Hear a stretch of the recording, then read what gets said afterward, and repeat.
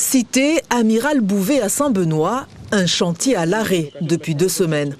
Les travaux d'aménagement sont bloqués par un collectif de résidents qui pointe du doigt des failles en matière de sécurité. Mais là, le chantier n'est pas sécurisé. Avec ça ici, il n'y a pas de protection pour les enfants. Il y a des fils de courant qui dépassent. Là-bas, par ici, c'est censé avoir des petits capuchons pour protéger les barres de fer ici. Mais il n'y en a pas. Au début, ils sécurisaient, quand le chantier a commencé, ils sécurisaient avec des petits capuchons rouges que vous voyez là, avec un fil de fer pour que les enfants enlèvent. Mais là, ils ont foutu comme ça. Et voilà, c'est un danger pour les enfants. L'entreprise en charge des travaux se défend. Les piquets, ils étaient tous équipés de capuchons en plastique. Donc la semaine dernière, quand j'y étais, je les ai constatés, pas sur tous. Il y en avait qui étaient par terre, il y en avait qui étaient dessus, et il y en avait qui étaient inexistants. Suite à ce constat, mercredi dernier, j'ai fait expressément la demande au collectif et aux représentants de me laisser accéder au chantier en l'espace d'une journée pour pouvoir refaire une mise en sécurité. Ça a volontairement été refusé. Et puis il y a des bornes électriques aussi, à même le sol. C'est des bornes qui sont isolées.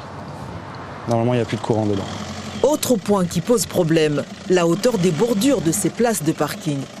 Pour la société, cette hauteur est aux normes et pour le collectif, elle est non conforme.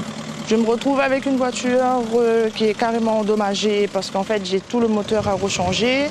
Une voiture qui a l'embrayage qui a été chauffé parce que comme la hauteur est trop haute, et en fait, il faut tirer plusieurs fois dessus, accélérer plusieurs fois. Là, en fait, on fait ça pour avoir la hauteur en fait légale. Et là, on peut clairement voir qu'on est au-dessus des 6 cm qu'ils nous avaient dit.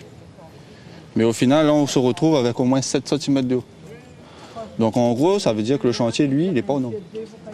La société a mandaté une expertise.